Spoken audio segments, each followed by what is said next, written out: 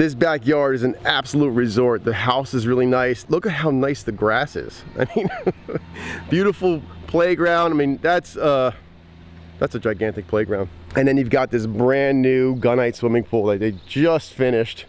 Cool hot tub built in the side of it. You got this big waterfall on the far side, slide coming around it. We're gonna be adding a couple water features to complement all this.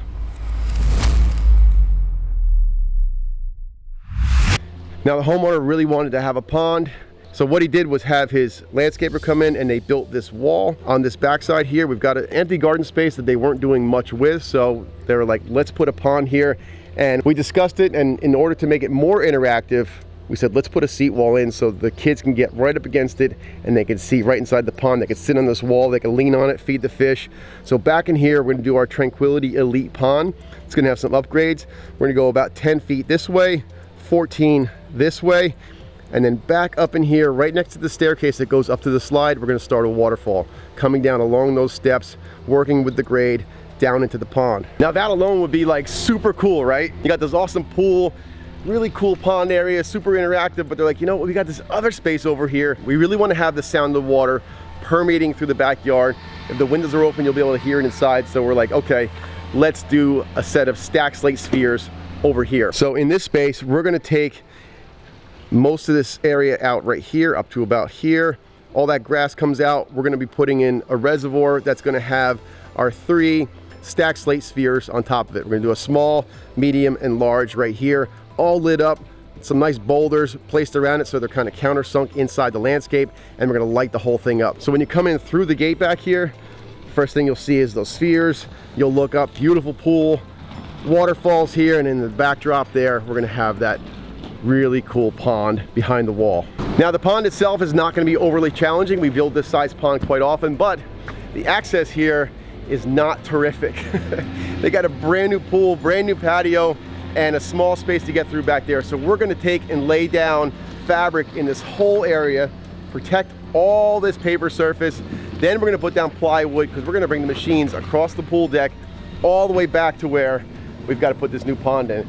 And with this wall being here, I love the fact that now the pond's gonna be super interactive, but it makes it challenging because we can only reach so far behind the wall with the machine. So there's gonna be a lot of hand digging. And haven't really told the guys yet.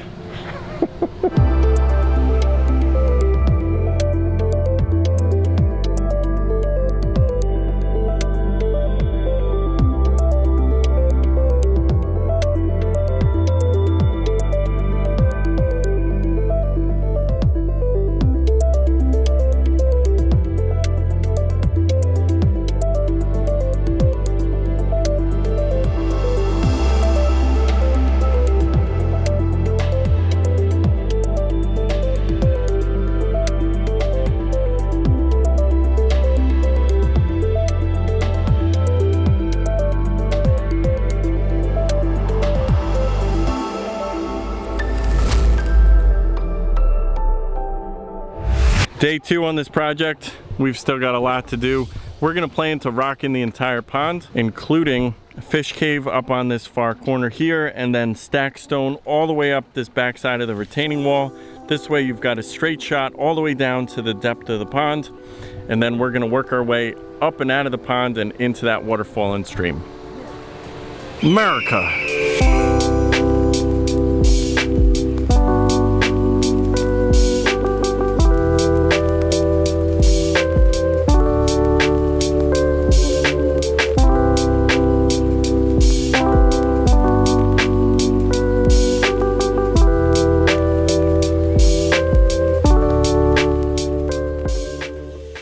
Is almost completely rocked in. These guys are taking a quick donut break.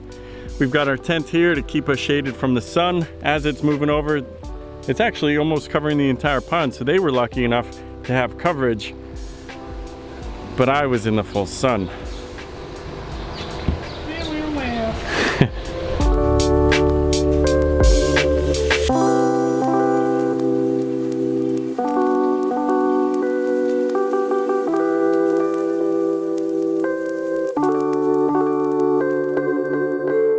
Over here we've got the corner of our pool. You see this nice curved coping around the edge of the pool, and then it comes right up to the edge of the patio.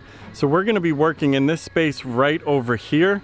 We're gonna be laying in, I believe, 4 aqua blocks, the small ones, plus our vault. So our basin's gonna be pretty large. It's gonna be large enough to hold all 3 of the spheres with a big enough splash guard for the spheres, obviously, so that the water recirculates back into the basin as opposed to just splashing back out. So we've got our initial layout here for the trio of spheres. This is going to include the large, medium, and small. We also have got our pump vault, which is going to be sunk below and underneath all of our aqua blocks. That will be the basin and holding our volume of water, which gets pumped and recirculated through each of the spheres. So we had a couple of design components that we needed to take into account. So the homeowner was here and he said he didn't want them too close to the edge of the pool because that's where he is walking around when he's vacuuming or skimming stuff off the top. So we moved it over a little bit to the right hand side and set it a little further backwards from this patio. This way it's going to allow us to leave a little bib of liner for a splash guard. And then we also wanted to make sure that from behind me there was plenty of viewpoints from the other set of tables and chairs, and also his outdoor couch was not blocking it.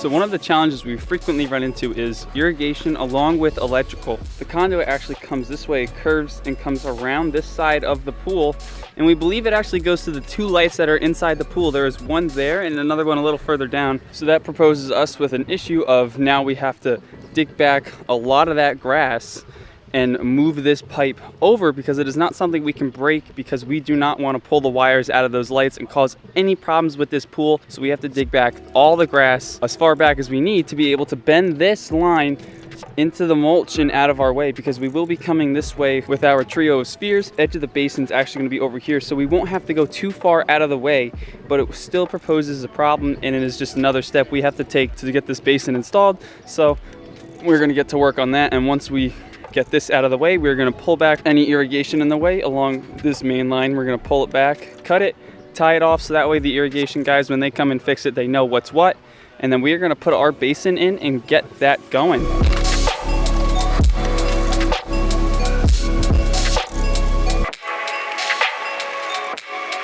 Last night we had some monsoon rains that have filled our basin that we started digging for the spheres. It also filled up our pond, which is kind of good because it helped us in the rinse down process. So we're gonna rinse out and pump out that dirty water. So that bucket is probably 18 to 20 inches tall, and you can see how much water filled up with rain, and we still had the canopy over it. So it was coming in sideways. It was rained so hard yesterday that, yeah, kind of helped us out in the rinse down phase. But we're gonna keep going. It's gonna be a super hot day again today, but we're gonna kick some butt, right?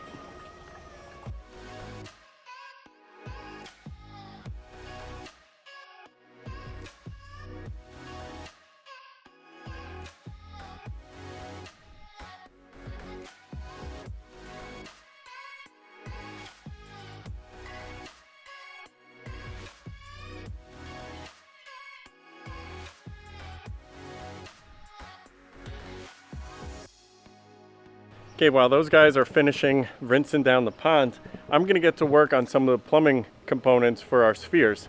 Let me show you what I mean. So we have one pump to control 3 spheres, and at full flow, it's gonna be a little too much, and the water will be shooting out like by 2 feet through our 1-inch piping. So we need to install these individual valves, one for each of the spheres, and then this one here is just gonna be a bleed off valve, just to help us regulate the flow out of each of those spheres. We have a 2-inch line coming from our 4,000 gallon per hour pump into this T, and then this bleeder valve here, it's probably going to stay mostly closed, but then the remaining flow comes through to each of these other valves, and then we can dial it in and fine tune so each one of the spouts is exactly the same height. So using multiple valves plus this bleed off valve helps us to fine tune it, because if we didn't have this one here, we may not be able to turn these down enough, and then it's going to be too much back pressure on the pump.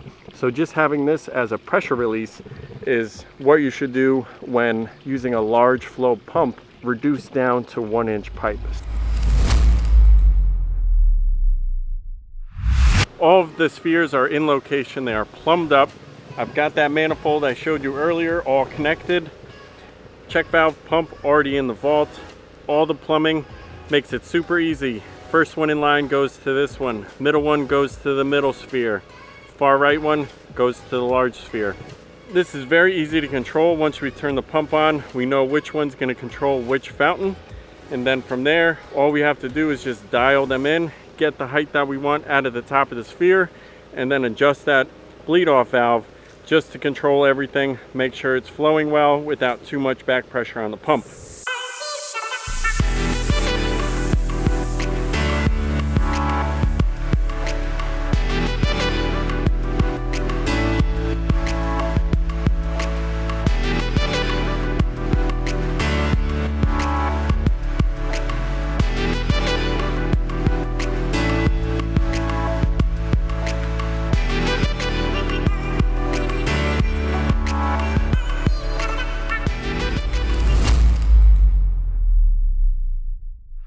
We are back down in Clark, New Jersey, just to have a look and revisit this fountainscape and pond we created a couple weeks back, and I have to tell you, these things look spectacular.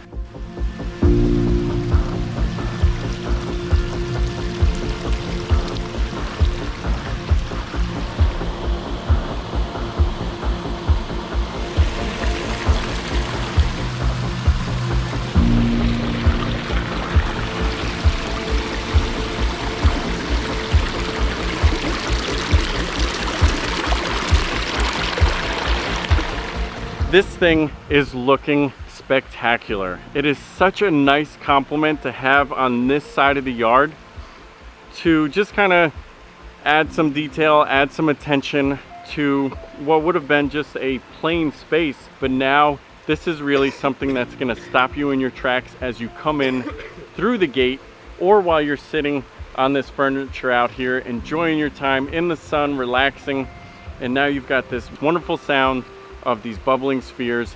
So let's imagine this is your backyard. You tell your friends, hey, meet me in the back, come through the side gate. This is what you see when you first walk in.